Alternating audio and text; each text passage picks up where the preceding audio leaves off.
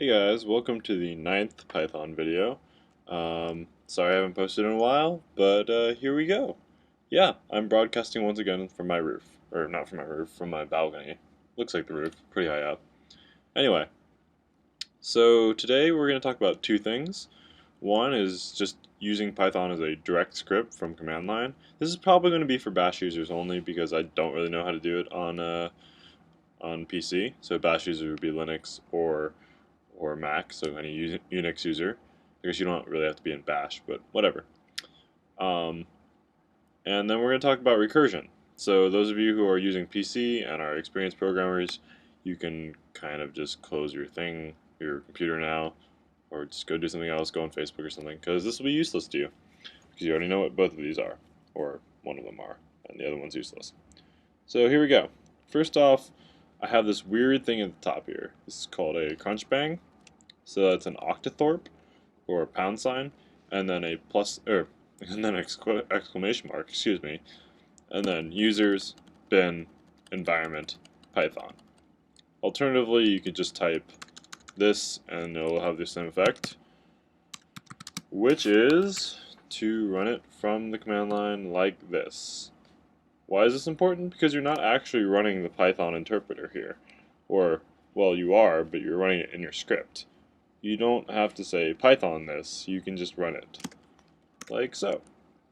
That's kind of cool. But if you look, you need to change your permissions because we're going to list and then long. Right now, all of these are not executables. That's what this is becoming, executable when you put this at the top. You need to change it so this X is here. That's chmod, which changes the permissions. Generally I use 774, which is read, write, execute for everybody in your group, and public. And then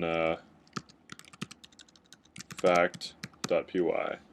Chmod is a pretty powerful thing, so don't play around with it too much. You should read about it on Wikipedia or something.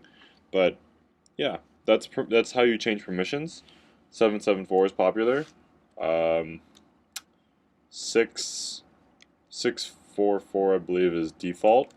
So that's read, write, read, read. 770 is also pretty popular. But anyway, that'll change your permission so you can execute it, and then you can execute it. Wild stuff, right? Anyway, that's how you create a script, like a real bash script. Now on to something completely different. Recursion. So here we have a generic function. It takes two arguments, and it produces the factorial and the Fibonacci number. Now, we could do this using just like a for loop or something, but we're not going to because well, we're just too good for that, you know? So instead, we're going to pass our for pretty much straight into our factorial function for the first one and our Fibonacci function for the second one. And then we're going to run it through. Now, first I'll hit this if statement. We're going to call this the base case. And you'll see why in a second. But it's not going to activate it because n is equal to 4, and that's greater than 1. Or equal to 1. Greater than equal to 1, but it's greater. So, yeah. It's not going to activate that. And let's go down here, and it's returned 4. Well, that's weird. We're just going to return it. But then we're going to multiply it by the function itself called on 4 minus 1. So why would we do that? Because factorials, if you know what a factorial is, like 3 factorials, 3 times 2 times 1, 10 factorials, 10 times 9 times 8, you know, onward. Factorials are recursively defined.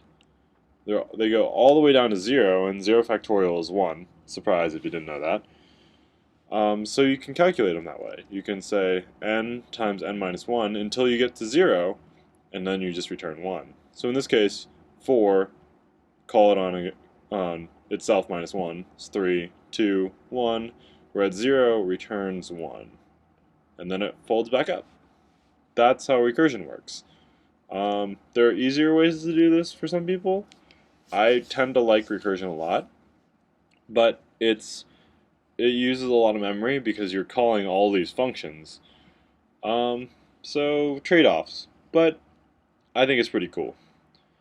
There's also Fibonacci, which is defined by the two numbers before it. So 1, 1, 2, 3, 5, 8.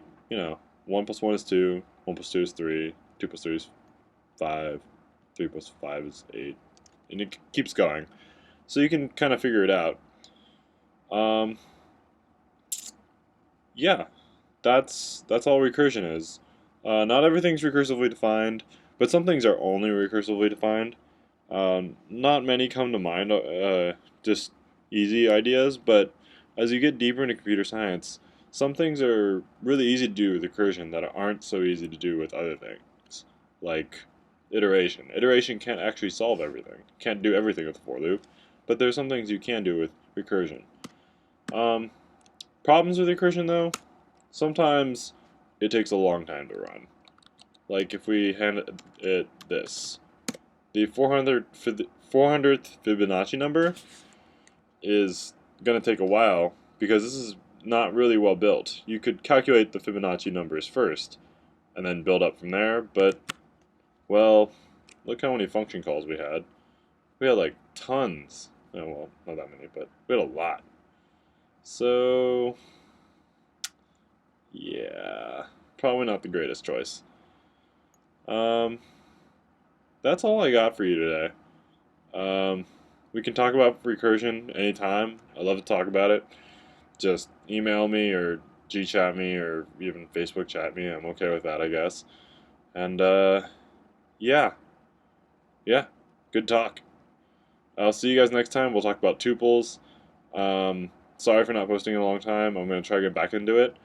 XKCD. It's funny. It's great. It looks like this. Yeah. I'll see you next time.